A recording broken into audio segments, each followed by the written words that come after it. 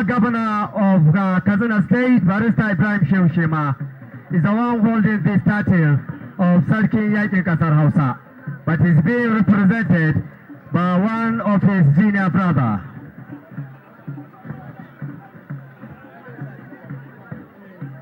This is the junior brother of the Sarkin Yakin Kasar Hausa, His Excellency Barrister Ibrahim Shehu Shema. Is representing the Sarkin Yakin Kasar Hausa.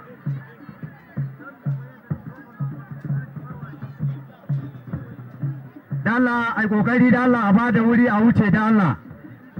Hawan mahayan suna da yawa. Tsarin da saura ko rabi ma ba mu ba. Saboda haka ya zama wajibi da Allah a rika gaggautawa ana wucewa. Waɗanda za su yi hawa daga can inda ake farkon tasowa ya kamata da Allah ku ji wannan sanarwa a kokari a tsara da Allah a taho a matso. Saboda akwai baki waɗanda za su koma garuruwansu musamman ma waɗanda suke Abuja da sauran jihohin Najeriya. Tawaga ta mai girma Talban Daura, hakimin Kwasarawa, ga mai karkarku da Kwasarawa.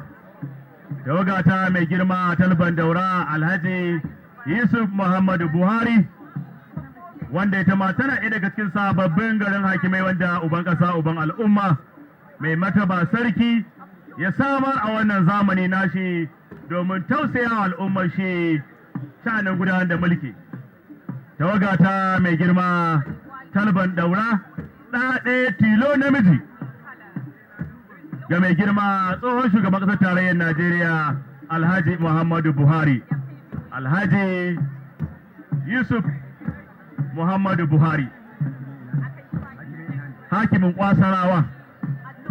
Tawagarsa ce suke shiga har yanzu ɗaya bayan ɗaya sannu a hankali a wannan jerin gwano na wannan daba ta musamman a wannan fada mai tarihi, fadar tushen mulkin Hausawa. Gashi nan kowannensu ya ƙure a daka.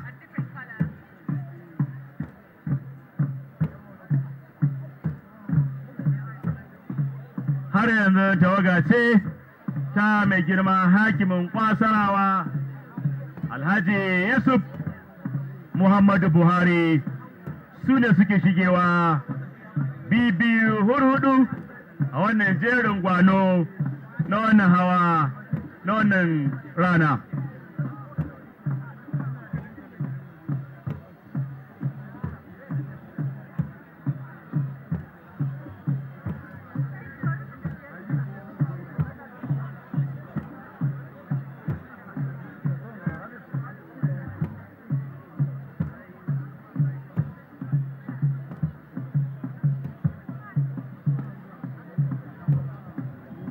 Distinguished ladies and gentlemen, the contingent we are waiting now is that of Talban Daura, district head of Kwasarawa,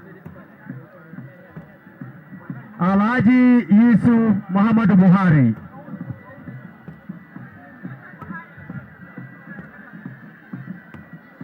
Takwanda Misa Paskarasara, da tudu da kwari duka naku. Mai girma Talban Daura hakimin Kwasarawa gashi ne ya yi gaisuwa ga uban kasa mai mataba sarki, ya ja likafin dokin shi gashi ne ya yi jinjina ga manyan baki da suke zaune a wannan babban rumfa, sannan ya yi jinjina ga tsohon shi da kuma mahaifiyarci da ke sama wannan rumfa a wannan rana ta musamman, a kuma wannan fada mai albarka, a wannan jerin gwano na wannan hawa na tayin murna da godiya ga Allah subhanahu wa ta'ala ga kammala mulki na shugaban ƙasar tarayyar Najeriya Janar Muhammadu Buhari na shekara 8. Tawaga ta mai girma Talban Daura a hakimin Kwasarawa su ne suke wucewa a daidai wannan lokaci a kuma daidai wannan gaba. Thank you once again, the Sarkin Labaran, Mai Martaba Sarkin Daura. Ladies and gentlemen, may I recognize in our midst the National Youth Leader of the APC, Dayo Sarami, who is also here with us, the Alan Gubro, you are welcome to this event. Our elder, our leader, former Minister of Agriculture, the Damasanin Daura, Alhaji Sani Zangon Daura, Commander of the Order of the Niger. It's a pleasure once again to have you in our midst. You are welcome.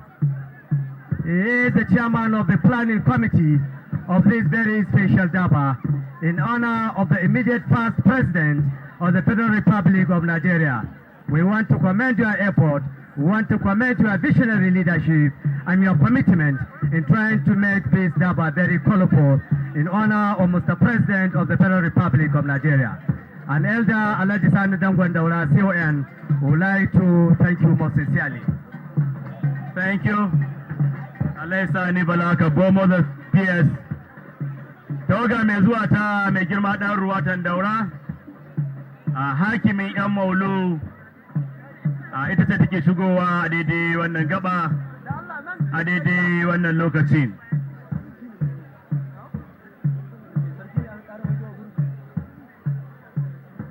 Ɗan ruwatan Daura,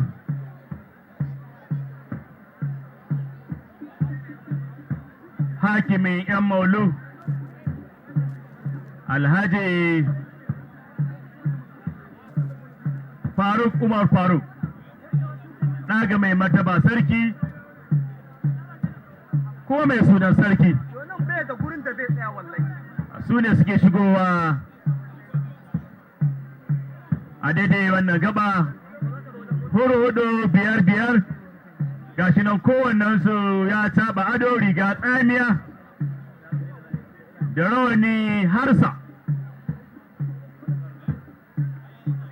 Gashi nan abin gwanin ban sha'awa domin girmama wannan rana ta musamman, a wannan daba ta musamman wadda uban ƙasa, uban al'umma, fasihi, adali, mumini, sadauki, kadimul umma ya shirya wa shugaban ƙasa Janar Muhammadu Buhari a yau, kamar yadda kuke gani. So har yanzu shigowar tawaga ta mai girma ɗan ruwatan Daura a hakimin 'yan maulu, su ne suke shigowa a daidai wannan gaba, a daidai wannan lokacin. So wannan masarauta ta bunƙasa, ta haɓaka, wanda ɗan ƙanƙanin lokaci bai yiwa a zayyana irin ayyukan alkhairai da ayyukan raya ƙasa wanda aka samu ƙarƙashin jagorancin uban ƙasa mai mataba tsawon shekara 16 da yake jan ragamar mulkin Daurawa, domin a kowane lokaci duk inda gwadabe na alkhairi, gwadabe na nasara, to nan mai mataba sarki yake jan 'ya'yansa domin samun nasara da albarka. Tawaga ga mai girma ɗan ruwatan Daura, hakimin 'yan malu gashi nan ya yi gaisuwa, ya yi jinjina ga mai mataba sarki, gashi nan ya shafar rawani da ratsin ruwan gwal, rike da kandili baki da raunin silba. Gashi nan ya yi jinjina ga manyan baki da suke zaune a wannan wuri. To bayan shi sai tawaga ta mai girma sarkin dawakin tsakar gida, hakimin Hui, Alhaji Sani Umar Faruk Umar, shi ma ɗa ne ga mai martaba sarkin Daura. Haƙuri mai tadda rabo. Tawaga ta mai girma sarkin dawakin tsakar gida, hakimin Hui, Alhaji Sani Umar Faruk Umar, ita ce take wucewa a daidai wannan lokaci, a daidai wannan gaba, wanda yake shi ma tsohon ma'aikacin karamar hukuma ne a Ɓorai, wanda ya aje aiki domin ya zo ya tallafa ma dattijo sha'anin gudanar da al'umma a wannan fada. tawaga ta mai girma sarkin dawakin tsakar gida a hakimin hui Alhaji Sani Umar Faruk Umar shi ne yake wucewa a daidai wannan gaba. Sarakan daura babu wanda ba wane ne ba, to ga sunan su ne suke shigowa ɗaya bayan ɗaya a wannan jerin gwano. Gashi nan ya yi jinjina, ya yi gaisuwa ga uban ƙasa mai mataba sarki, magajin Musa, magajin Umaru. Gashi nan kuma ya yi gaisuwa ga manyan baƙi da suke zaune a wannan babban rumfa, a wannan babban fada, tushen mulkin Hausawa.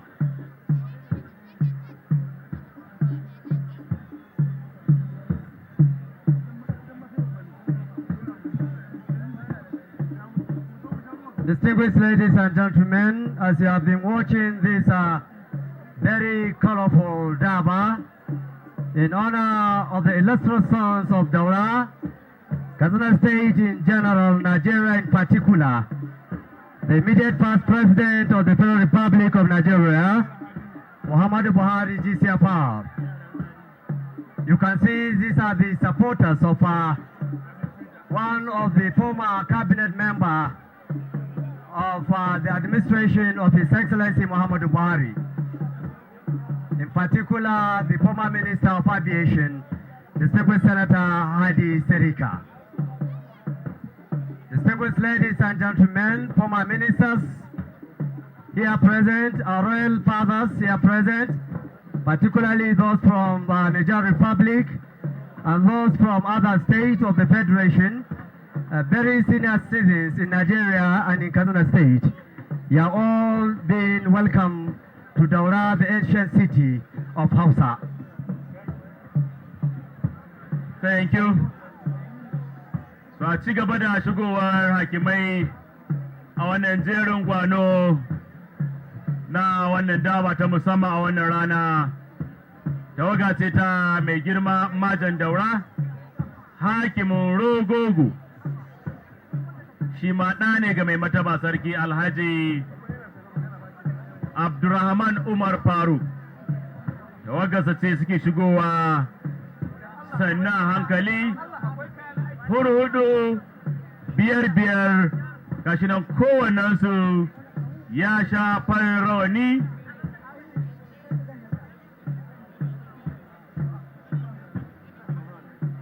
Abin gwanin ban sha'awa. Tawaga ta mai girma a Majan Daura su ne suke shigowa a daidai yanzu, a daidai wannan gaba.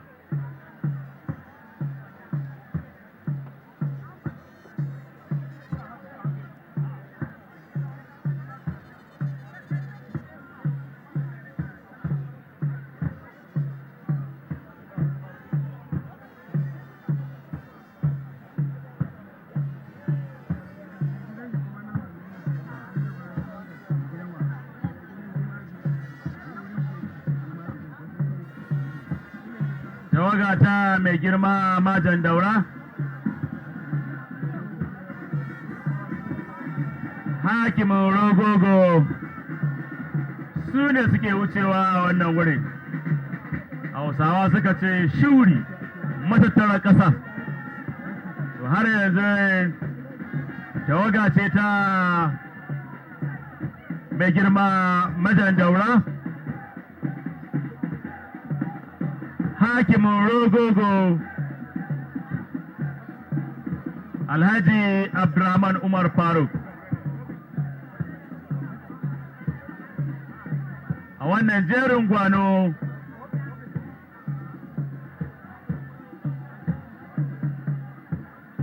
na wannan hawan daba ta musamman, a wannan rana ta musamman.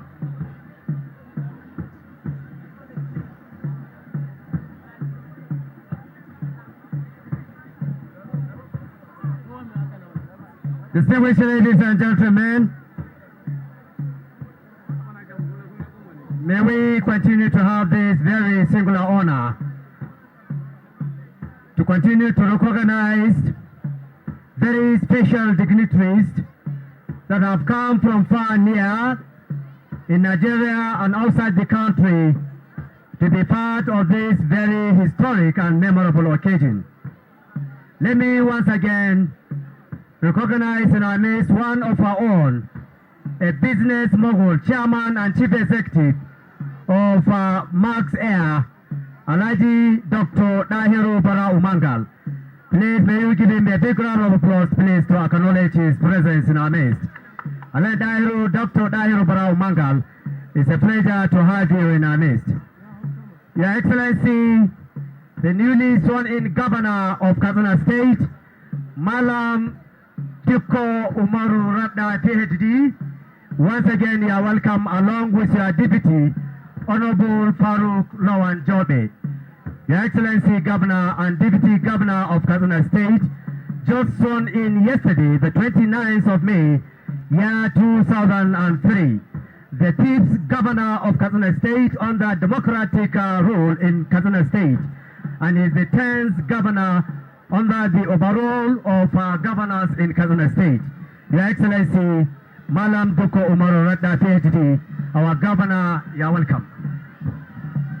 Thank you, Tawagata Majan Daura, Hakim Rogogo, Alhaji Abdurrahman, Umar Farooq gashi nan su ne suke shigowa daidai wannan lokaci.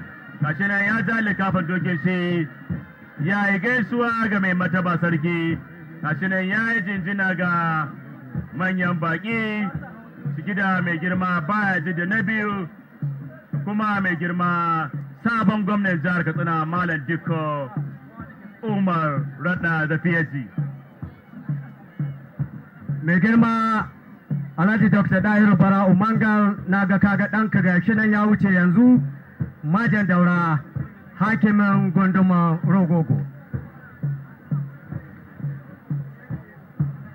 So bayan tawaga ta mai girma Majan Daura, sai tawaga ta mai girma ɗan iyan Daura, hakimin babban mutum Alhaji Abdullahi Haruna. Baka ce ba bare a je a ce ka ce. Dan iyan Daura, hakimin babban mutum. Tawagarsa ce suke shigewa a daidai wannan lokaci, a daidai wannan gaba, a wannan jerin gwano na wannan hawa, na wannan daba ta musamman, a wannan rana ta musamman.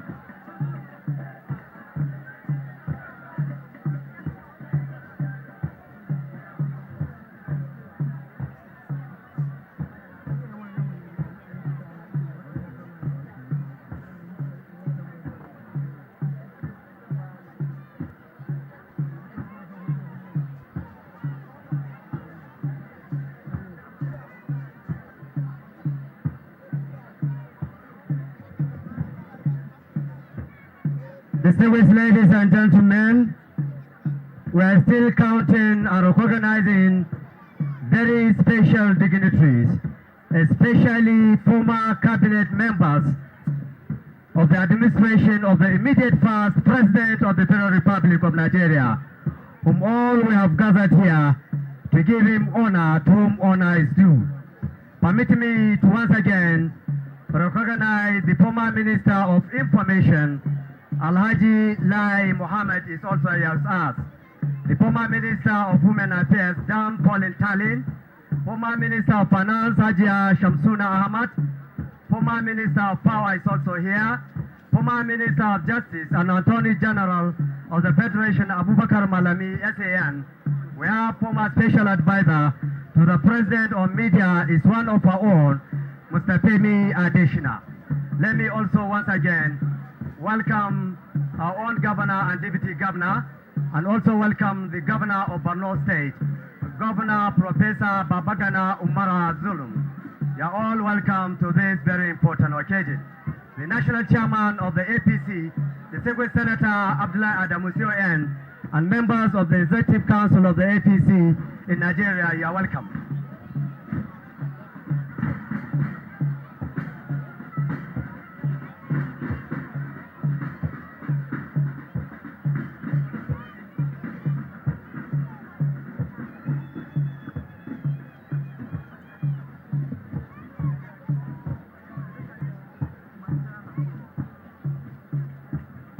So muna yawa tsohon ministan jin kai da walwala ta tarayyar Najeriya Hajiya Sadiya Umar Faruk.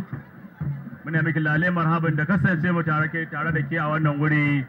Mun gode Ubangiji, Allah ya saka da alkhairi, Allah ya bar zumunci. To ga dukkan alamu tawaga ce ta mai girma sarkin Fulanin Daura, a hakimin rijiyar tsamiya.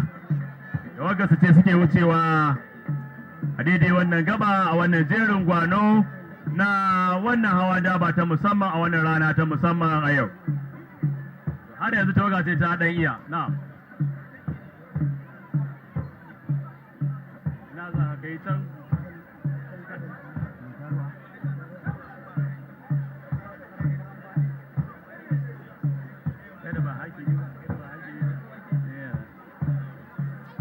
So alhamdulillahi fada ta yi cikakkori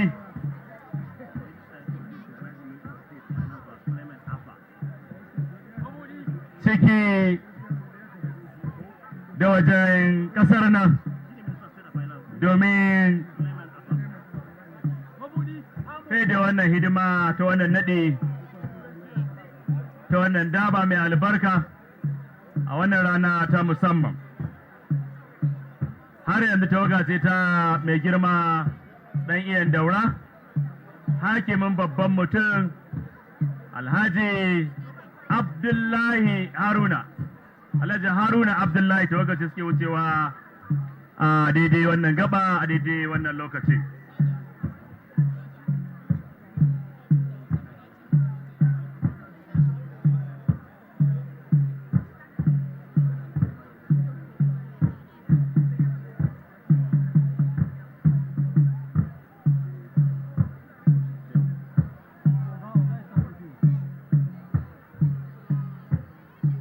So alhamdulillahi manyan jami'an gwamnatin tarayya da kuma masu rike da sarautun gargajiya ciki da wajen kasar nan wanda suna nan tare da mu domin karrama wannan rana ta musamman a wannan daba ta musamman. Mai girma ɗan iyan Daura, gashi nan wakilin shi Faisal. To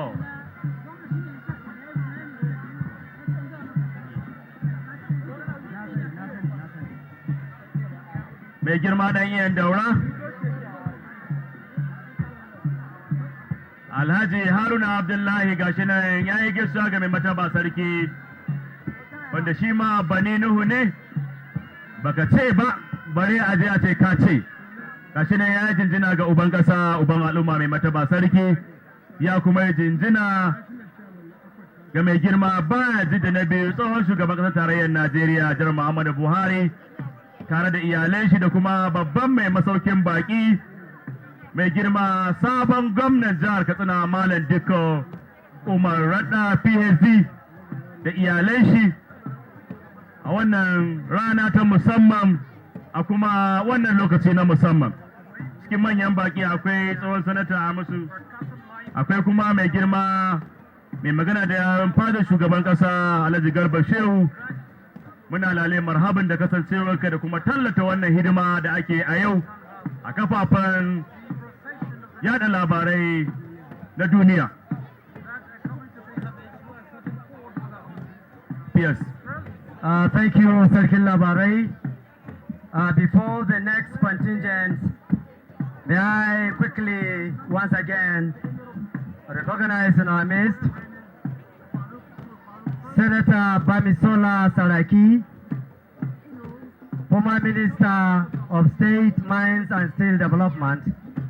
Let me also recognize and welcome the National Chairman of the Occult Party, the son of the soil of Daura Emirate, Alhaji Lawal Nalado Daura. We have former Minister of Environment, Alhaji Muhammad Hassan Abdullahi, former Minister of Trade and Industry and Investment. We have also another son of the soil of Daura Emirate, the Consul General representing Benin Republic in Kano, His Excellency Muntari Aliyu Erdaji. we have one of the senior council member of Katsina Emirate, the Wazirin Katsina, Barrister Dr. Ibrahim Ida CON, the chairman and governing council of Usman Danfodio University, and also the chancellor of Umaru Musa Yar'Adua University. He is the pro-chancellor of Usman Danfodio University and also the chancellor of Umaru Musa Yar'Adua University. Wazirin Katsina, Barrister Dr. Ibrahim Ida CON, you are welcome to this event. Minister of State for Finance, Mr. Clement Abba, is also here with us. We may have specially recognized you in this very special event. Former Minister of Humanitarian and Social Investment, Hajia Saadia Umar Farouk, is also here with us. We'd like to welcome you to this event. Dr. Fatima Mamandaura, we want to welcome you most sincerely to this very important event. The Governor of Katsina State, Malam Duko Umar Rada PhD, is the 5th governor under democratic dispensation and is the 11th governor under the overall of governorship in Katsina State. We'd like to welcome our very dear governor, the new brand governor, the young governor of the young generation, His Excellency Malam Duko Umar Rada PhD. Once again, you are welcome. Thank you, Fierce, for this wonderful contribution on this event. So aka ce duk kirkinka baka hada kasuwa da gaisuwa, ai haƙuri da mu saboda yawan jama'a take tattare a wannan wuri, a wannan rana mai albarka, a wannan fada mai tarihi. Mune wa kowa gwargwadon matsayin shi barka da zuwa wannan guri da kuma fatan yadda aka fara lafiya taro ya tashi lafiya. Mune wa National Legal Advisor na Jami'ar APC, Barrister Ahmad El Marzuk, barka da kasancewa ka tare da mu a wannan guri. Mun gode Ubangiji, Allah ya bar zamanci, Allah ya saka da alkhairi. So har yanzu jerin gwano ne na hakimai na wannan masarauta a wannan jerin hawa na wannan daba ta musamman wanda uban kasa, uban al'umma, jagora abin koyi ya shirya domin taya a shugaban kasar tarayyar Najeriya Janar Muhammadu Buhari murnar kammala wa'adin mulkin sana watanni 96, shekara 8 sif lafiya kuma ya dawo gida cikin aminci. So wannan abin a gode ne.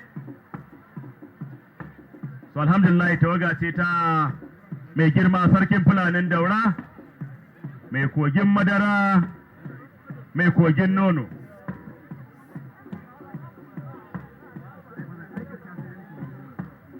Sarkin fulanin daura, hakimin rijiyar tsamiya, Alhaji Yusuf Sani Manzo, tawagar sai suke shigowa a daidai wannan gaba a kuma a daidai wannan lokaci.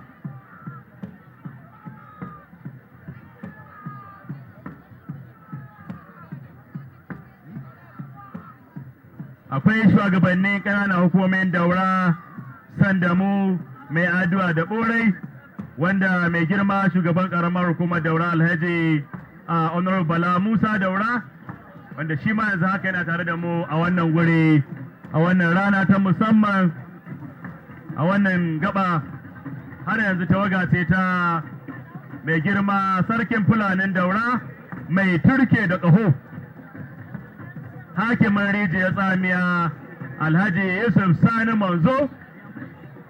Faɗo baka ɗauki alhakin kowa ba, tawagarsa ce suke shigewa a daidai wannan gaba, a daidai wannan lokaci, a wannan jerin gwano na wannan hawa na daba ta musamman a wannan rana, kuma a wannan fada mai albarka, fadar tushen mulkin Hausawa.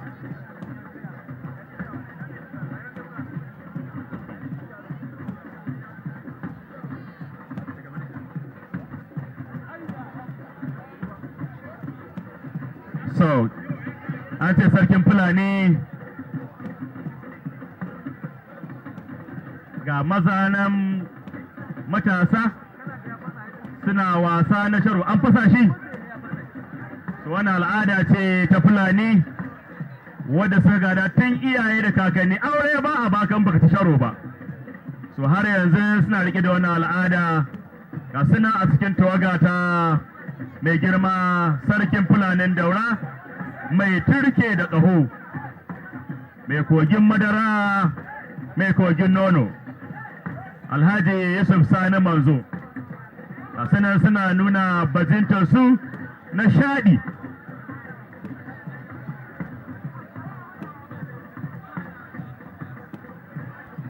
To a yi gaba saboda lokaci matasa, a yi gaba, mun gode.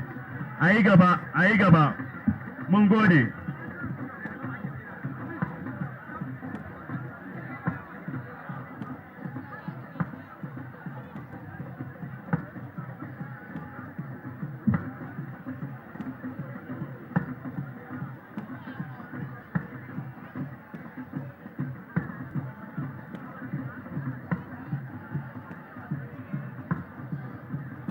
So har yanzu tawaga ce ta sarkin Fulanin Daura,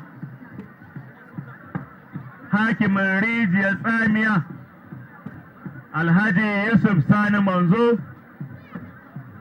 su ne suke shigowa a daidai wannan lokaci, a daidai wannan gaba. Ga shi nan ya yi gaisuwa ga mai mataba sarki, ya ja likafin dokin shi, ya yi jinjina ga mai girma baya jidda na biyu, tsohon shugaban ƙasar tarayyar Najeriya shekara 8 cif,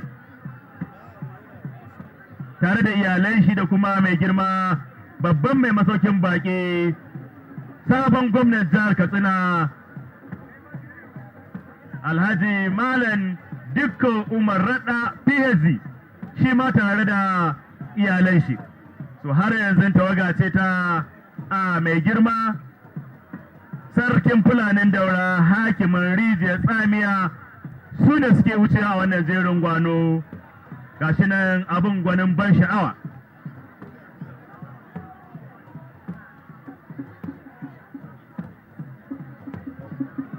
Thank you so much, Sarkin Labarai. Very quickly, ladies and gentlemen, may I use this singular honor and recognize and amend the Chief of Staff to Mr. President, Professor Gambari is also here with us. You are welcome, sir.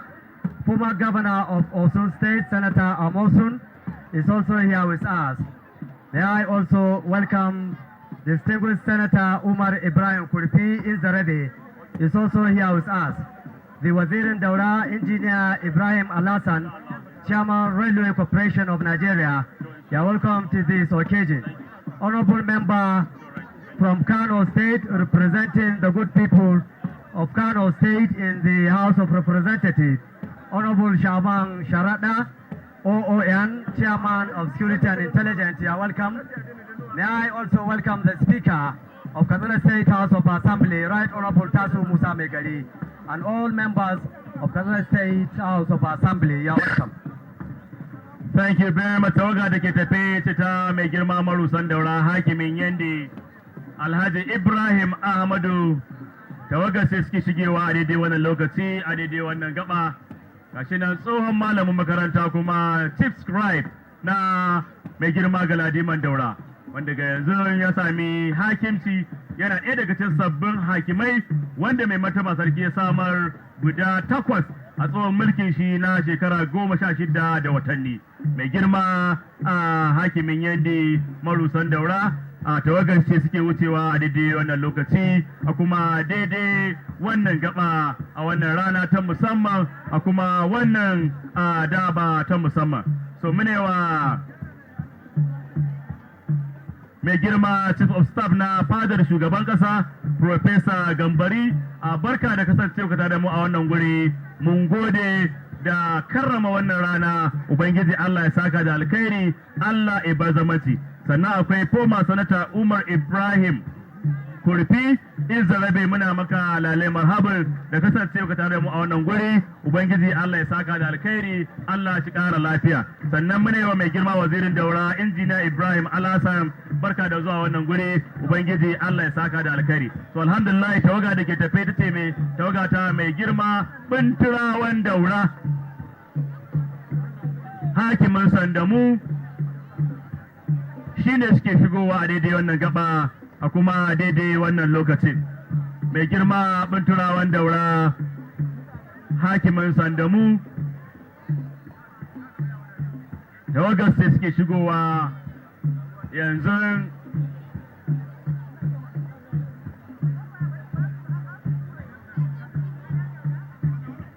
Binturawan daura na biyar hakimin sandamu na 14 tawagar ce suke shigowa. Gashi nan ya shafar rawani harsa ya yi gaisuwa ga mai mataba sarki, ya ja likafar dokin shi, ya yi jinjina ga mai girma baya ji da na biyu tsohon shugaban ƙasar tarayyar Najeriya Janar Muhammadu Buhari tare da iyalan shi da kuma babban mai masaukin baki mai girma sabon gwamnan jihar Katsina Malam Dikko Umar Radda PhD. Tawaga ta mai girma binturawa ita ce take wucewa a daidai wannan gaba a daidai wannan lokacin. So bayan binturawa sai dan galadiman daura hakimin koza. Dan galadiman daura hakimin koza Alhaji Labaran Gali Sale. Tawagar ce suke shigowa a wannan tsarin hawa na wannan rana mai albarka a wannan fada mai tarihi, fada albarka. Tawaga ta mai girma dan galadiman daura hakimin koza. Tawagar ce suke wucewa hurhudu biyar. Gashi nan ya yi jinjina ga mai mataba sarki, ya ja likafin doke shi, ya yi gaisuwa ga manyan baki da suke zaune a wannan guri a wannan rana ta wannan daba ta musamman. Mai girma dan galadiman daura Alhaji Labaran Gali Sale tawagar shi suke wucewa a daidai wannan gaba a daidai wannan lokaci. To ga dukkan alamu tawaga ce ta mai girma jakada babban daura wandawa da kai aka gayya Alhaji Abdulkarim Abdullahi.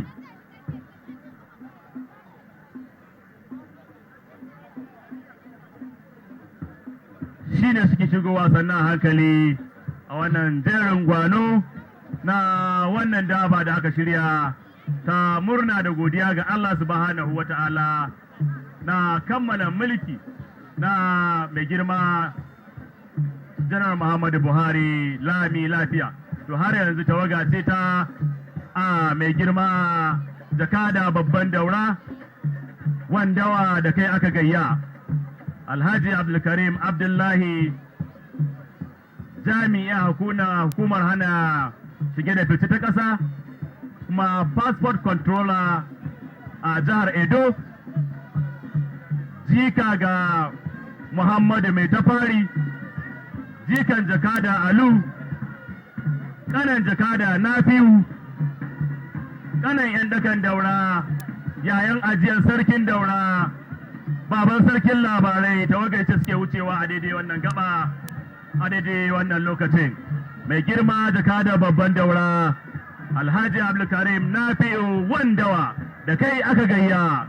Gashi nan ya yi jinjina ya yi gaisuwa ga mai mataba sarkin daura Alhaji Dr. Umar Faruk Umar Kadimul Umma, ya kuma yi jinjina ga mai girma baya jidda na biyu Alhaji Janar Muhammadu Buhari tare da mai ɗakin shi Aisha Muhammadu Buhari da kuma mai girma babban mai masaukin baki mai girma gwamnan jihar Katsina Malam Dikko Umaru Radda PhD. Sai tawaga ta mai girma sarkin Bandaura hakimin 'yan duna. Tawagar sarkin Bandaura hakimin 'yan duna su ne suke wucewa a daidai wannan gaba daidai wannan lokaci a wannan jerin gwano na wannan hawa daba ta musamman a wannan shekara da 2023 wanda ya daidai da shekara 1443 bayan hijiran ma'aiki sallallahu alaihi wasallam. Tawaga ta mai girma sarkin ban daura Alhaji Muhammad Shazali na biyu, tawagar ce suke shigowa sannan hankali a daidai wannan gaba a daidai wannan lokacin. Akwai saƙon tayin murna da fatan alheri ga ɗan uwa na jini na mai girma sarkin ban daura wato marafan 'yan duna, masoyi ga wannan gida, amintaccen wannan gida, masoyi ga tsohon shugaban ƙasa Muhammadu Buhari, kuma dila na kamfanin Amasco Oil da ke jihar Kano. Tawaga ta mai girma sarkin ban daura Alhaji Muhammad Shazali na uku gashi nan ya yi gaisuwa ga mai mataba sarki, ya yi jinjina ga manyan baki da ke zaune a wannan babban rumfa a wannan tsarin hawa na wannan dawa mai tarihi, dawa mai albarka. Sai tawaga ta wakilin murkan daura hakimin zango, wakilin murkan daura Alhaji Salisu Riyoji, tawagar ce suke wucewa a daidai wannan gaba a daidai wannan lokaci. Darakta hukumar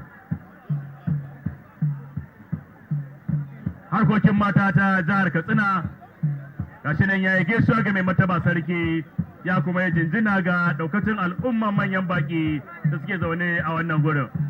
Mai girma wakilin murkan daura hakimin zango, tawagar sai suke wucewa a daidai wannan lokaci a daidai wannan gaba a wannan tsarin jerin gwano na wannan hawa da wannan daba ta musamman a wannan rana ta musamman a wannan fadar tushen mulkin Hausawa.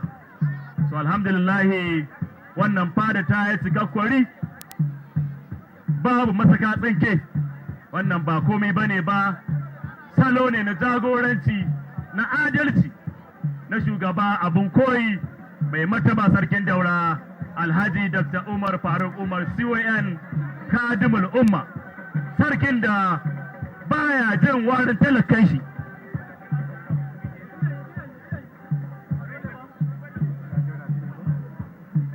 Sai tawaga ta mai girma wakilin magajin rafi ambasada Kabir Ahmad, tawagar ce suke shigowa daidai wannan gaba daidai wannan lokaci.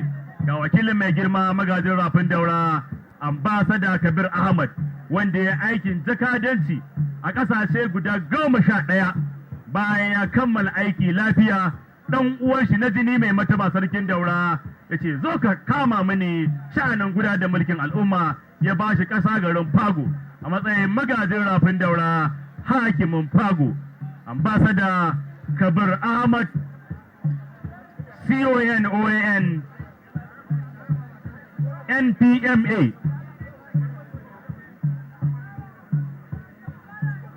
Tawaga ta iyan daura Alhaji Ibrahim su ne suke wucewa a daidai wannan lokaci a daidai wannan gaba a wannan jerin gwano na wannan hawa ta wannan daba ta musamman a wannan rana ta musamman.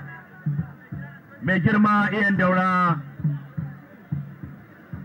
Alhaji Ibrahim, tawagar ce suke wucewa sannan hankali gashi nan kowannensu ya ƙure a daka domin nuna kwanji da martaba na sarauta ta wannan gida mai albarka, gidan tarihi. Mai girma iyan daura Alhaji Ibrahim, tawagarsu ce suke shigewa biyu, hudu, biyar, abin gwanin ban sha'awa. Ga da kowannen shi ya sha ɗamara,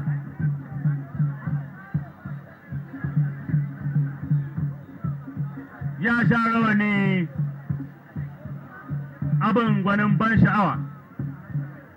So alhamdulillah tawaga ta mai girma iyan daura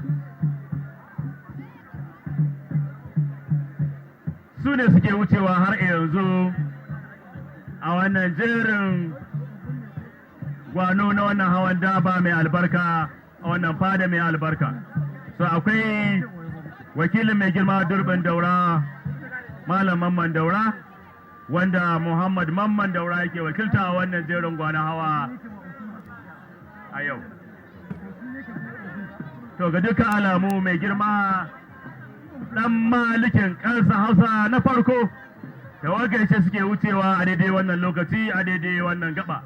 Alhaji Usman Aliyu ɗan malikin kawo kuma ɗan malikin ƙasar Hausa na farko, maganin gwaza toka, maganin karara soso, karara sankara babban laya. Alhaji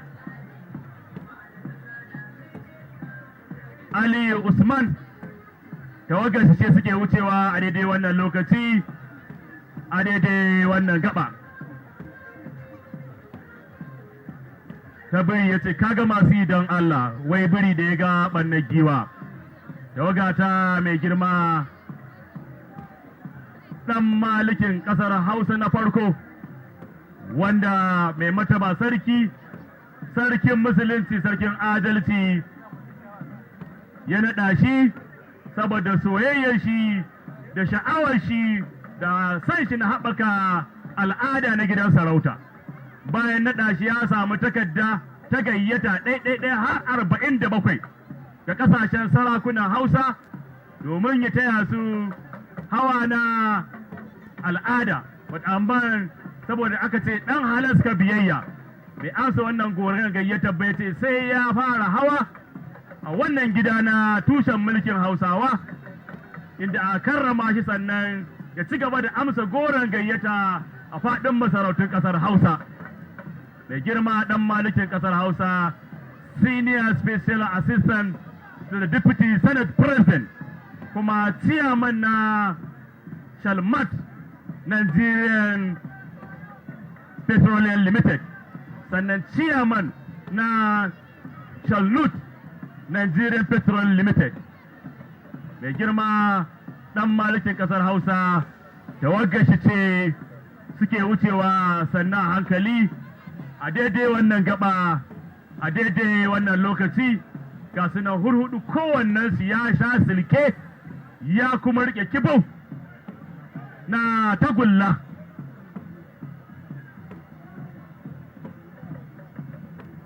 Tawaga ta mai girma ɗan malikin ƙasar Hausa na farko, Alhaji Ali Shehu Usman, su ne suke shigewa ɗaya bayan ɗaya sannan hankali a wannan jerin gwano na wannan hawa na wannan daba ta musamman, a wannan rana ta musamman, a wannan fadar tarihi. Ga tawaga nan ta mai girma ɗan malikin ƙasar Hausa, kowannen shi ya sha ɗamara da rawani har safari, suna wucewa hurhudu biyar abin gwanin banƙai.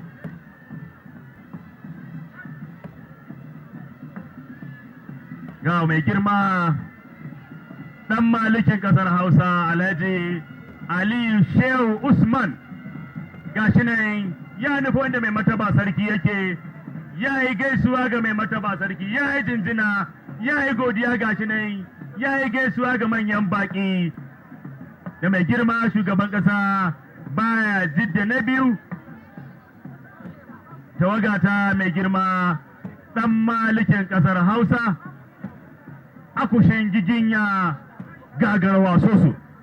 Tawaga shi ce suke wucewa a daidai wannan gaba, a daidai wannan lokaci, a wannan bigire na wannan hawan daba mai albarka. Gashi nan kowannen su mahaya ya sha ɗamara, ya sa riga tsamiya tsanwa. Sai tawaga ta mai girma maliyan daura, Alhaji Usman, babban masoyi ga wannan gida. Kwana biyu da jin wannan labari ya dawo da ƙasar waje, ya ce ba za a bar shi a baya ba, ya ɗauki ragunan shi ya kai kasuwa domin ya zo ya wannan hawa, domin karrama wannan rana da wannan gida mai albarka. Mai girma maliyan daura da wagashi ce suke wucewa a daidai wannan gaba, a daidai wannan lokaci a halin yanzu.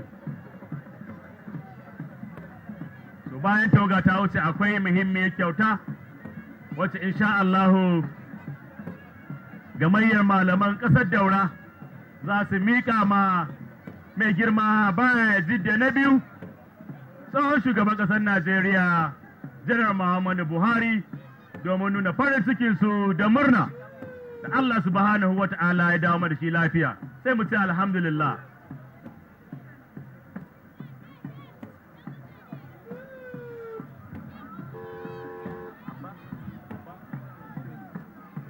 Thank you so much, Sarkin Labarai.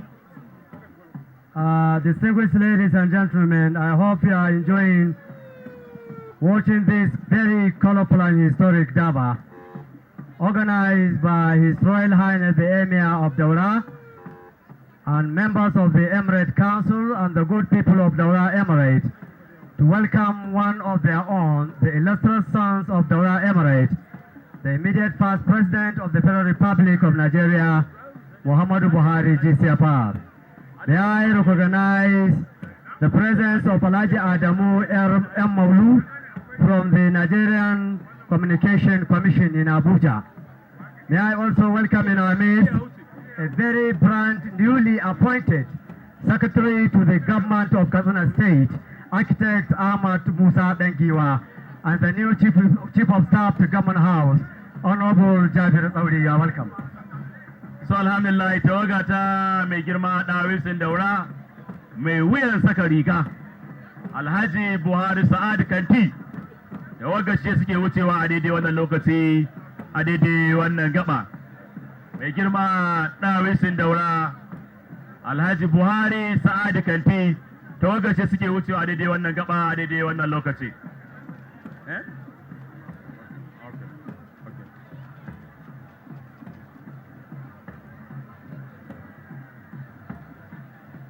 Tawaga ta mai girma Dawisin Daura.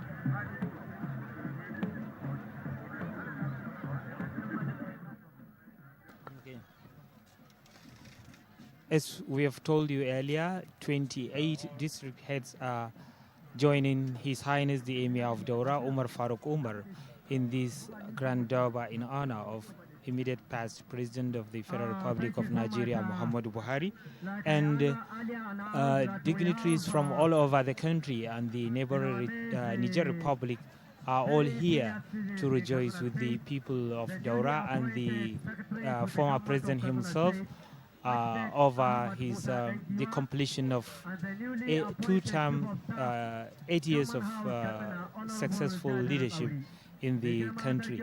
And many district heads have passed and paid homage to His Highness Umar Farooq Umar and the celebrant former President Muhammadu Buhari, which is the purpose to appreciate him, to celebrate him as a leader who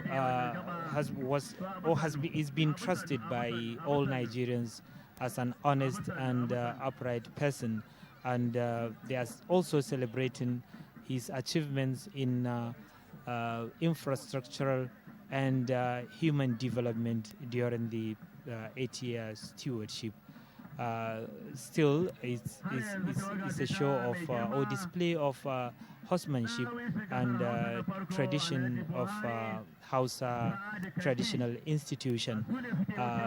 Several district heads and title holders have passed, and more are still coming, though the procession appears to be coming to an end. After which there will be speeches by His Highness Umar Farooq and the 15th Nigerian leader, that is Muhammadu Buhari, who is being honored with this spectacular event.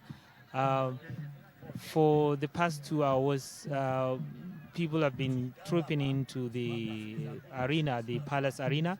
Not only horse riders, there are musicians, local musicians, the flutists and drummers are all adding color and beauty to the show. This is an event, as we've said earlier, if you are with us, that this is taking place for the second time for the same person, that is President Muhammadu Buhari. He was initially honored with a grand durbar in 1984 when he assumed leadership of the country under military regime. And now, after successful completion of 2 terms of 8 years, and it's a welcome home honor for him. This is a traditional show of display of royal regalia. Both the horse riders and the horses are beautifully adorned with royal and traditional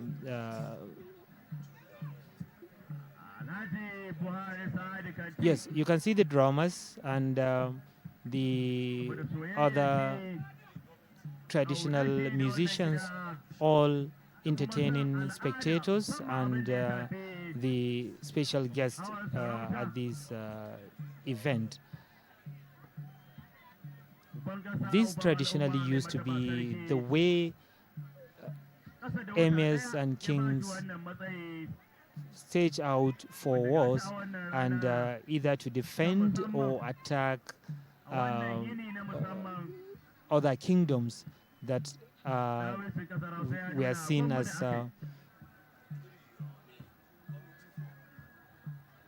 yes, because there were, until the Sokoto Jihad in 1804 and even some few years afterwards, there were wars among kingdoms, some subdued and others repelled. So this is like a reflection of what happened during the ancient years by the past emirs and kings of the north and southern part of Niger Republic, which is neighboring areas like Daura, Katsina, and parts of Jigawa, Yobe, and Borno states. Most of them, or many of them, the emirs and other traditional rulers from Muria, Damagaram, Maradi, and neighboring Babamutum, they are all here. Not Babamutum, instead the other communities in Zinder. They are all here. About 10 emirs and traditional rulers came into this historic city of Daura to join the former president in thanking God Almighty for the successful completion of his stewardship as President of the Federal Republic of Nigeria. So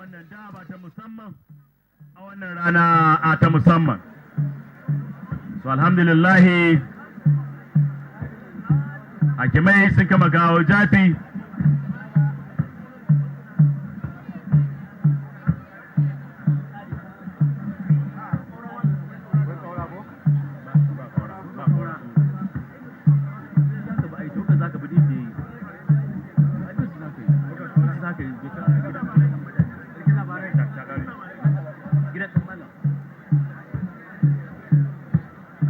Ladies and gentlemen, I think from all indication, this very colorful Daba is just about to be concluded.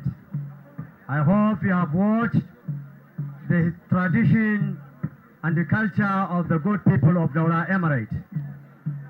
We want to thank everybody that have come to be part of this memorable occasion in honor of our leader, President Muhammadu Buhari GCFR, the immediate past President of the Federal Republic of Nigeria. So alhamdulillah, da akai sun kama kawo jafi yanzu uban kasa uban al'umma mai wata ba sarki zai hau sama bene domin gaisa da manyan baki ban kwana da su. Daga nan kuma muke ban kwana da al'umma da suka da wannan fada, muke musu godiya na ubangiji Allah shi mai da kowa gidan shi lafiya. Allah ya mai da kowa gidan shi lafiya. Mun gode, mun gode. Mai mataba sarki zai hau sama bene domin ya gaisa ya kuma yi ban kwana da manyan baki da suka halarci wannan guri. Muna godiya kowa gwargwadon irin gudunmawar da ya bada. Mun gode, mun gode ta mai mataba sarki. Allah ya saka kowa da mafificin alkhairi. Mun gode. Thank you so much, the Sarkin Labaran, the Martaba Sarkin Daura, who from the beginning to the end of this event commentating what is taking place at this very special Daba. You know, this Daba is all about history and is all about tradition, and is the best person to be telling our guests that this is the tradition of Daura Emirate. Once again, we thank you mostly for taking the time to enjoy this very special Daba. The Sarkin Baki, we want to thank you so much. We want our colleagues, members of the press, for giving us the very adequate coverage of this very historic and unique occasion. Thank you so much. May I take this honor and privilege to say, may Allah subhanahu wa ta'ala take each and every one of us back to our own various destinations. Thank you so much. Thank you very much. Muna godiya kwarai da suke Alai Sani Balaka, Bomo Permanent Secretary, da sadaukar da rayuwarka da kai a wannan rana a yau. Taimaka mana da wannan gida, Ubangiji Allah ya saka da alkhairi, Allah shi ƙara girma. Sannan akwai sanarwar wasan ƙwallon kafa wanda za a yi an jima karfe 4 da Super Tigers da ke Funtuwa da kuma Eagle Star da ke Fitaduwa. Idan an jima karfe 4 a filin ƙwallo da ke nan garin Daura, idan Allah ya kai mu karfe 4 akwai wasan ƙwallon kafa na murna da godiya ga Allah na kammala wa'adi na shugaban ƙasar tarayyar Najeriya lafiya. Karfe 4 idan Allah ya kai mu. Mun gode.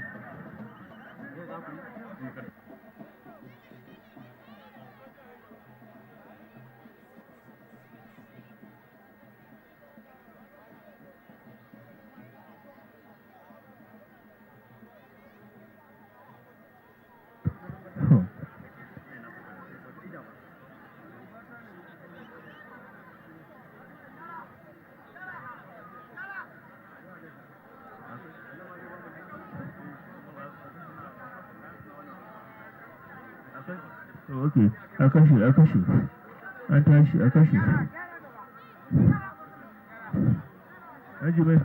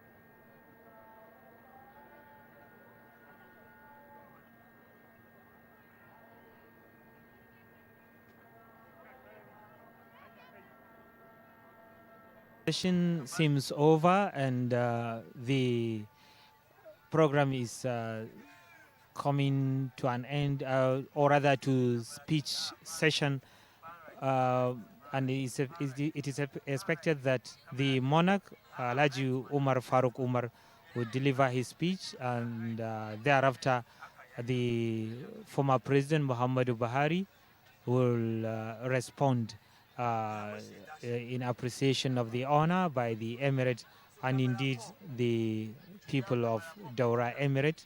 And of course, so it's rising. He rose to acknowledge cheers from locals, guests, and members of the Daura Emirate Council. All roads leading to the palace and the arena are filled and of course are inaccessible for now. It seems the event is not only for the palace institution, is a community reception. It's beyond Durban. considering what is happening here at the Palace Arena of the Daura Emirate.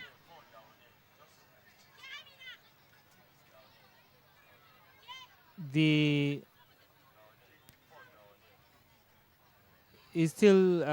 former president is still standing and may likely go down to the podium or rather to the lower stands for the conferment of the title, as we were told earlier, of Bayajidda II. That is the second legend of Daura, after the first Bayajidda of the 9th century, who was the father of seven Hausa rulers. That is the 7 Hausa states. They were all from here. They were sons of the legendary Bayajidda of Daura.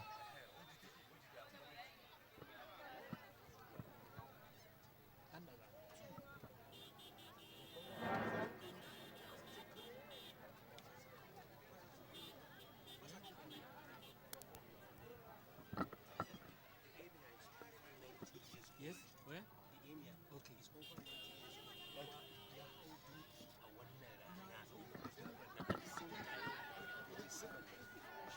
One interesting thing is the emir. He's one interesting thing that the man is more than 90 years, and he rode horse. He led the procession, of course, and this is marvelous and is appreciated. He's been cheered. He and the former president have been cheered by spectators, sons and daughters of Daura, and other special guests. This is a historic event coming again after 39 years. He was honored in 1984, shortly after becoming the Nigerian head of state, and now after completing 2 terms of 8 years as president, democratically president of the Federal Republic of Nigeria, and coming up about just barely 24 hours after handing over to the 16th nation's leader, Ashwaju Bola Tinubu. So we have seen the Durbar procession led by the emir and followed by about 28 district heads and other traditional title holders of Daura Emirate. And now we believe it is part of the maybe we can say rituals or protocols for the conferment of the prestigious title of Bayajidda II. It means that after Bayajidda, the legendary founder of the kingdom of Daura, Daura has no other legend, had never had any legend worth celebrating, worth considering as someone to be compared to the Bayajidda, or the father of 7 kings of 7 Hausa states of the ancient Hausa kingdoms of northern Nigeria. And that was more than 1,000 years ago, because taking for instance the Bagauda of Kano started ruling Kano in 999 years AD. So it is now about 1,200 or 300 years after. So this is happening about more than it's a millennium and 3 centuries. They are having another Bayajidda, and in person of the immediate past president, the 15th Nigerian leader, Muhammadu Buhari. The place is indeed overcrowded. People are all anxious to see the president, the former president, the emir, because many of them born and they grew up in Daura, but they've never seen him before, because when he left for military and leadership engagements, many of them were not born. So this, they believe, is an opportunity for them to catch a glimpse of the well-celebrated Nigerian leader, and which the community, his hometown, and under the leadership of the paramount ruler, the Emir of Daura, Umar Faruk Umar, is leading the celebration. Of course, as we said, Durbar used to be an event to celebrate Muslim festivals of Eid al-Kabir and Eid al-Fitr, but this one seems even much bigger. So it seems they are now praying for the president.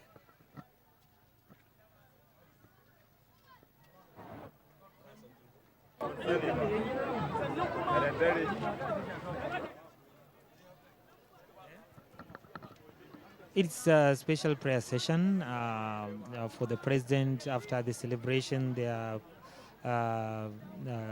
praying for sustained good health and wishing him well in his future post-leadership life.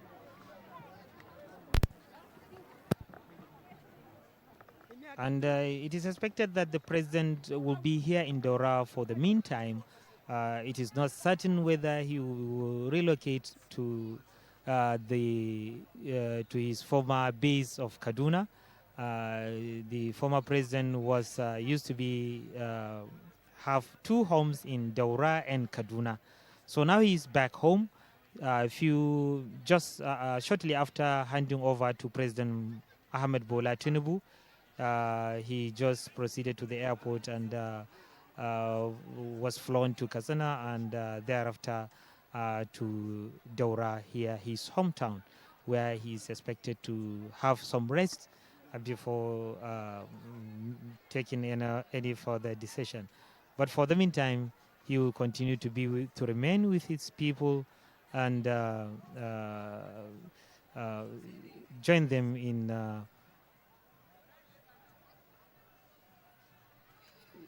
yes, we can't see what really is happening there, but it seems the prayer session is over. We are expecting the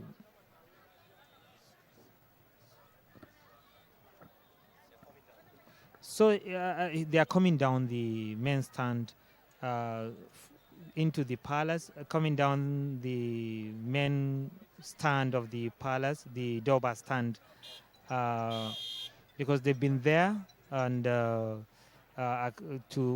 watching all what is happening, watching how the colorfully dressed district heads, traditional title holders, and of course the horse they are riding, and also seeing everyone that come to rejoice with the monarch and the former president. So I think so far this is the main activity, but we are waiting for the final activity, the conferment of the prestigious title of the Bayajidda II of Daura Kingdom.